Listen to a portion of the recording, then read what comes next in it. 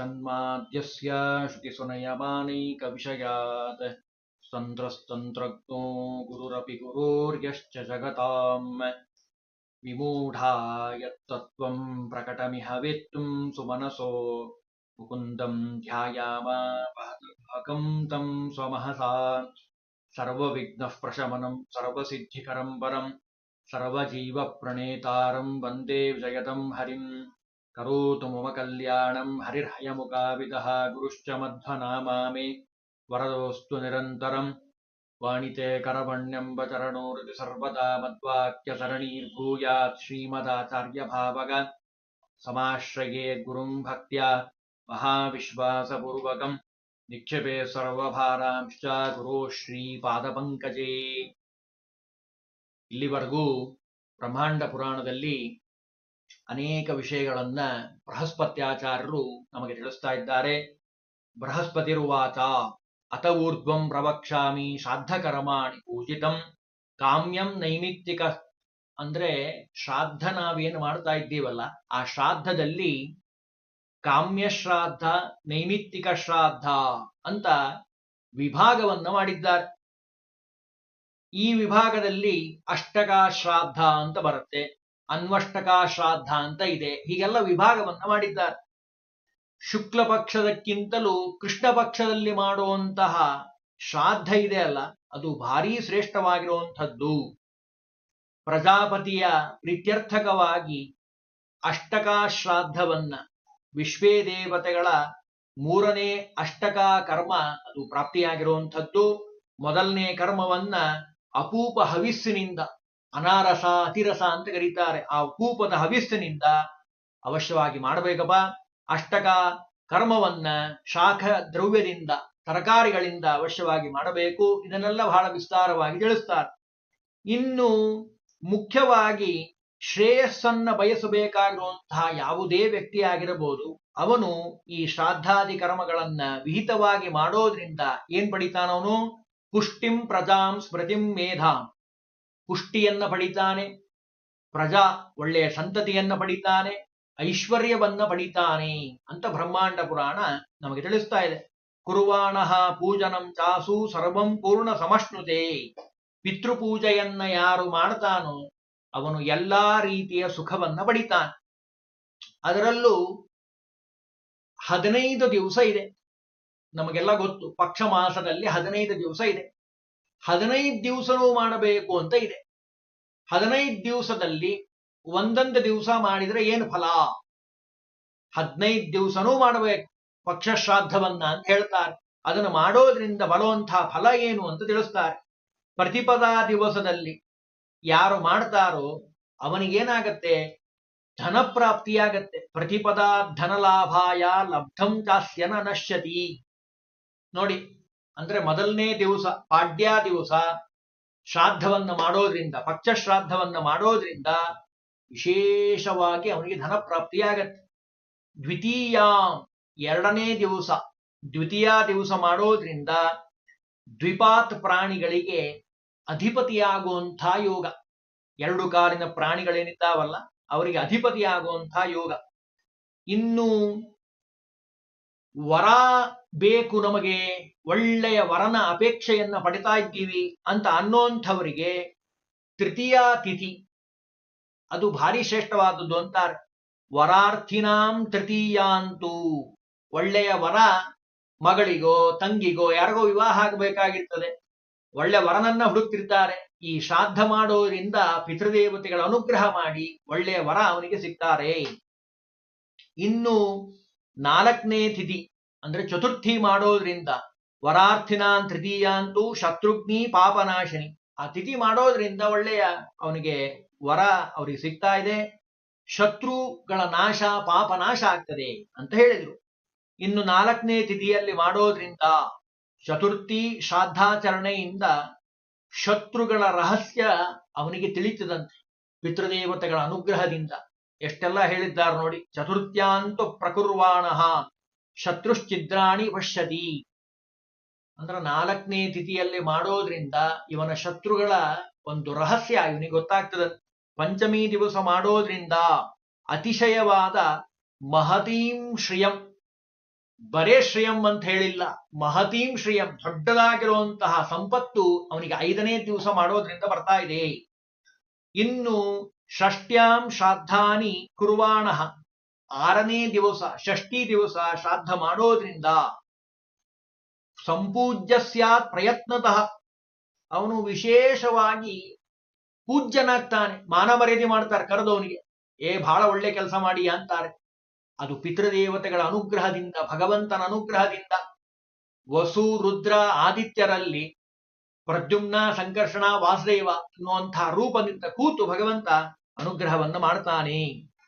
ಇನ್ನು ಕುರುತೇಯಸ್ತು ಸಪ್ತಮ್ಯಾಂ ಶ್ರಾದ್ದಾನಿ ಸತತಂ ನರಃ, 7ನೇ ದಿವಸ ಸಪ್ತಮಿ ದಿವಸ ಶ್ರಾದ್ದವನ್ನ ಮಾಡೋದ್ರಿಂದ ಅವನಿಗೆ ಸಂತತವಾಗಿ ಒಳ್ಳೆಯ ಸುಖವನ್ನ ಅವನು ಪಡಿತಾನೆ. ಇನ್ನು ಆ ಸುಖ ಹೇಗಿರ್ತದೆ ಅಂದ್ರೆ ಭೂಮಿಯ ಆಧಿಪತ್ಯ ಅವನಿಗೆ ಸಿಗ್ತದಂತೆ 7ನೇ ದಿವಸ ಶ್ರಾದ್ದವನ್ನ ಮಾಡೋದ್ರಿಂದ. ಅಷ್ಟೇ ಅಲ್ಲ, ಅನೇಕ ಪ್ರಭು ಗಣಗಳಿಗೆ ಪ್ರಭುವಾಗ್ತಾನೆ. ನೋಡಿ, ಪಿತೃಗಳ ಅನುಗ್ರಹ ಆದ್ರೆ ಏನಾಗ್ಲಿಕ್ಕೆ ಸಾಧ್ಯ ಇಲ್ಲ ಅನ್ಲಿಕ್ಕೆ ಇದನ್ನೆಲ್ಲ ತೋರಿಸ್ತಾ ಇದ್ದಾರೆ. ಭಗವಂತ ಒಳಕೂತು ಅನುಗ್ರಹ ಮಾಡ್ತಾ ಇದ್ದಾನೆ.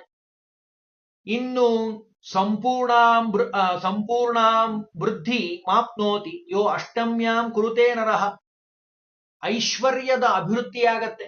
ಐಶ್ವರ್ಯ ಇರೋದಷ್ಟೇ ಅಲ್ಲ, ಐಶ್ವರ್ಯದ ಅಭಿವೃದ್ಧಿ ಅದು 8ನೇ ದಿವಸ ಅಷ್ಟಮಿ ದಿವಸ ಮಾಡೋದ್ರಿಂದ ಬರ್ತದೆ.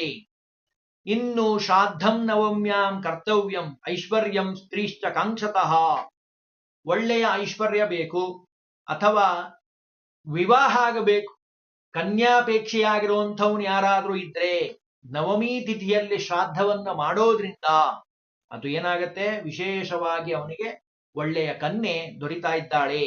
ದಶಮಿ ತಿಥಿಯಲ್ಲಿ ಕುರುವನ್ ದಶಮ್ಯಾಂ ಯೋ ನರೋ ಬ್ರಾಹ್ಮೀಂ ಶ್ರೇಯಮಾಪ್ನುಯಾತ್, ಬ್ರಾಹ್ಮಿ ಸಂಪತ್ತು ಒಳ್ಳೆಯ ಜ್ಞಾನ ಅವನಿಗೆ ಬರ್ತಾ ಇದೆ.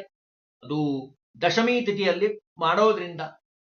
ಅಂದ್ರೆ ಬ್ರಹ್ಮ ಸಂಪತ್ತು, ಬ್ರಹ್ಮಜ್ಞಾನ ಅಂತಾರಲ್ಲ, ಅದು ಅವನಿಗೆ ಸಿಗ್ತದೆ. ಅದು ಏನೇನಿರ್ತದೆ ಬ್ರಹ್ಮಜ್ಞಾನ ಅಂದ್ರೆ?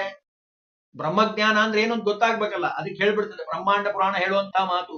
ವೇದಾಂಶ, ಚತುರ್ವೇದಗಳು ಅವನಿಗೆ ಸಿದ್ಧಿ ಆಗುವಂಥದ್ದು. ವಿಪ್ರೋತ್ತಮ, ಅವನು ಅಷ್ಟು ಜ್ಞಾನವನ್ನ ಪಡಿತಾನೆ.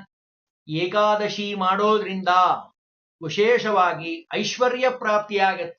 ಏಕಾದಶಿಯ ಮರದಿವಸ ಶ್ರಾದ್ದ ಮಾಡ್ತಾರೆ, ದ್ವಾದಶಿ ಅವತ್ತು ಉಪವಾಸ ಇರೋದ್ರಿಂದ ಏಕಾದಶಿ ಮರದಿವಸ ಶ್ರಾದ್ದ ಮಾಡೋದ್ರಿಂದ ಐಶ್ವರ್ಯ ಪ್ರಾಪ್ತಿಯಾಗತ್ತೆ. ಅಂದ್ರೆ ಏಕಾದಶಿ ಮತ್ತು ದ್ವಾದಶಿ 2 ದಿವಸ ಭಾರಿ ಪರಮ ಪವಿತ್ರವಾದ ದಿವಸಗಳು, ಭಗವಂತನಿಗೆ ಬಹಳ ಪ್ರೀತಿಕರವಾದದ್ದು. ಯಾಕೆ ಹರಿದಿನ ಅಂತ ಕರೀತಾರೆ ಅದಕ್ಕೆ. ಹಾಗಾಗಿ ಆ ದಿನಗಳಲ್ಲಿ ಭಗವಂತನ ಆರಾಧನೆಯನ್ನ ಮಾಡೋದು, ದ್ವಾದಶಿ ದಿವಸ ಪಿತೃಗಳ ಪೂಜೆಯನ್ನ ಮಾಡಿ ಪಿಂಡ ಪ್ರದಾನವನ್ನ ಮಾಡೋದ್ರಿಂದ ಅವನೇನಾಗ್ತಾನಪ್ಪ ಅಂದ್ರೆ ಜಯಲಾಭಂ, ಅವನಿಗೆ ಜಯ ಸಿಗ್ತದಂತೆ. ರಾಜ್ಯ, ಆಯುಷ್ಯ, ಪ್ರಜಾವೃದ್ಧಿ, ಪಶು, ಒಳ್ಳೆಯ ಸಂಪತ್ತು, ಆಮೇಲೆ ಒಳ್ಳೆಯ ಆಕಳು ಮೊದಲಾದ ಎಲ್ಲ ಅವನಿಗೆ ದೊರೆಯುವಂಥದ್ದು. ಎಷ್ಟೆಲ್ಲ ಹೇಳಿದ್ದಾರೆ ನೋಡಿ, ಇಷ್ಟೆಲ್ಲ ಸಿಗ್ತದಂತೆ. ಆ ದ್ವಾದಶಿಯ ಮಹತ್ವವನ್ನು ತಿಳಿಸಿದರು. ಇನ್ನು ದೀರ್ಘಮಾಯು ಐಶ್ವರ್ಯಂ ಕುರ್ವಾಂಸ್ತು ತ್ರಯೋದಶೀಂ, 13ನೇ ದಿವಸ ಮಾಡೋದ್ರಿಂದ ದೀರ್ಘವಾದ ಆಯುಷ್ಯ, ಒಳ್ಳೆಯ ಸಂಪತ್ತು ಅವನಿಗೆ ದೊರೆತಾ ಇದೆ. ಅದರಲ್ಲೂ ಮನೆಯಲ್ಯಾರಾದ್ರೂ ಯುವಕರು ಪ್ರಾಣ ಹೋಗಿದ್ರೆ, ಅಂದ್ರೆ ಯುವ ವಯಸ್ಸಿನಲ್ಲಿ ಪ್ರಾಣ ಹೋಗಿದ್ರೆ ಆ ದಿವಸ ಮಾಡೋದ್ರಿಂದ ಭಾರಿ ವಿಶೇಷ ಅಂತಾರೆ. ಯುವಾನಶ್ಚ ಗೃಹೇ ಯಸ್ಯ ಮೃತಾಸ್ತೇಭ್ಯ ಪ್ರದಾಪಯೇತ್, ಅವರ ಪ್ರೀತ್ಯರ್ಥಕವಾಗಿ ಅವತ್ತು ಮಾಡಬೇಕಂತ. ನೋಡ್ರಿ, ಸಣ್ಣ ವಿಷಯ ಆದ್ರೂ ಎಷ್ಟು ಮಹತ್ವದ ವಿಷಯವನ್ನ ಹೇಳುತ್ತೆ ಬ್ರಹ್ಮಾಂಡ ಪುರಾಣ. ಇನ್ನು ಚತುರ್ದಶಿ ದಿವಸ ಶಸ್ತ್ರೇಣ ವಾ ಹತಾಯೇಚ ತೇಷಾಂ ದದ್ಯಾ ಚತುರ್ದಶೀಂ, ಅಂದ್ರೆ ಬೇರೆಯವರು ಮಾಡ್ಲಿಕ್ಕೆ ಅವಕಾಶ ಇಲ್ಲ ಚತುರ್ದಶಿ ದಿವಸ. ಅದರಲ್ಲೂ ಭಾರಿ ಮುಖ್ಯವಾದದ್ದು ಶಸ್ತ್ರಘಾತದಿಂದ, ಅಂದ್ರೆ ಅಸ್ವಾಭಾವಿಕವಾಗಿ ಯಾರು ಪ್ರಾಣವನ್ನ ಕಳೆದುಕೊಂಡಿದ್ದಾರೋ, ಅವ್ರು ಯಾರು ಬೇಕಾರೋ ಆಗಿರಬಹುದು, ಅವರಿಗೆ ಶಸ್ತ್ರಘಾತದಿಂದ ಪ್ರಾಣ ಬಿಟ್ಟಂಥವರಿಗೆ ಅವತ್ತು ಶ್ರಾದ್ದವನ್ನು ಮಾಡಬೇಕಪ್ಪ. ಇದರಿಂದ ವಿಶೇಷವಾದ ಫಲ ಅವರಿಗೆ. ಅಮಾವಾಸ್ಯಾಂ ಪ್ರಯತ್ನೇನ ಶ್ರಾದ್ದಂ ಕುರ್ಯಾತ್ ಸದಾಶುಚಿ, ಅಮಾವಾಸ್ಯೆ ದಿವಸ ಮಾಡೋದ್ರಿಂದ ಸರ್ವಕಾಮಾಮವಾಪ್ನೋತಿ, ಅವನ ಮನಸ್ಸಿನ ಎಲ್ಲಾ ಕಾಮನೆಗಳೂ ತೃಪ್ತರಾಗ್ತಾರಂತೆ. ಅಷ್ಟೆಲ್ಲ ಹೇಳಿದ್ದಾರೆ. ಸ್ವರ್ಗಂ ಚ ಅನಂತಮಶ್ನುತೆ, ಸ್ವರ್ಗವನ್ನು ಕುರಿತು ಹೋಗ್ತಾನೆ. ತಥಾ ವಿಷಮ ಜಾತಾನಾಂ ಯವಾಲಾನಾಂಚ ಸರ್ವಶಃ. ಅಂದ್ರೆ ಅಮಾವಾಸ್ಯೆ ಶ್ರಾದ್ದ ಮಾಡೋದು ಅಕ್ಷಯವಾದ ಫಲ ಕೊಡುತ್ತದೆ. ಪಿತೃದೇವತೆಗಳಿಗೆ ಭಾರಿ ಪ್ರೀತಿಕರವಾದ ದಿವಸ. ಅಮಾವಾಸ್ಯೆಯ ಶ್ರಾದ್ದದಿಂದ ಬ್ರಹ್ಮಾಂಡ ಪುರಾಣ ಹೇಳ್ತಿದೆ, ಶ್ರಾದ್ದಂ ದದ್ಯಾತ್ ಅಮಾವಾಸ್ಯಾಂ ಸರ್ವಕಾಮಾನ್ ವಾಪ್ನೆಯಾತ್ ಮಘಾಸು ಕುರುವನ್ ಶ್ರಾದ್ದಾನಿ ಸರ್ವಕಾಮಾನ್ ವಾಪ್ನೆಯಾತ್. ಅಂದ್ರೆ ಮಘ ನಕ್ಷತ್ರ ಶ್ರಾದ್ದದಲ್ಲಿ ಬೇಕಾದಷ್ಟೆಲ್ಲ ವಿಷಯ ಹೇಳ್ತಾರೆ. ಅದರಲ್ಲಿ ಅಮಾವಾಸ್ಯೆ ದಿವಸ ಮಾಡೋದು ಭಾರಿ ವಿಶೇಷವಾದ ಫಲ. ಪಿತೃದೇವ ಮಘ ಯಸ್ಮಾತ್. ಯಾಕೆ ಮಘ ನಕ್ಷತ್ರ ಅಂದ್ರು ಅಂದ್ರೆ ಆ ನಕ್ಷತ್ರಕ್ಕೆ ಅಭಿಮಾನಿ ದೇವತೆಗಳ ಪಿತೃದೇವತೆಗಳು. ಮಘ ನಕ್ಷತ್ರಕ್ಕೆ ಪಿತೃದೇವ ಮಘ ಯಸ್ಮಾತ್ ತಸ್ಮಾತ್ ಅಕ್ಷಯಂ ಸ್ಮೃತಂ. ಅವರ ಕಾಲದಲ್ಲೇ ಅವರ ನಕ್ಷತ್ರದಲ್ಲೇ ಮಾಡೋದ್ರಿಂದ ಅಕ್ಷಯವಾದ ಫಲವನ್ನ ಕೊಡ್ತದೆ. ಬ್ರಹ್ಮಾಂಡ ಪುರಾಣ ಉತ್ತರಾರ್ಧದಲ್ಲಿ ಸಪ್ತದಶೋಧ್ಯಾಯದಲ್ಲಿ ಯಾವ ಯಾವ ದಿವಸದಲ್ಲಿ ಮಾಡೋದ್ರಿಂದ 15 ದಿವಸದಲ್ಲೂ ಮಾಡಬೇಕು. ಆಗ್ಲಿಲ್ಲಪ್ಪ ಅಂತಂದ್ರೆ ಶಾಸ್ತ್ರದಲ್ಲಿ ಹೇಳಿದ್ದಾರೆ, ಪ್ರಮಾಣಗಳನ್ನು ಕೊಟ್ಟಿದ್ದಾರೆ ಬೇಕಾದಷ್ಟು.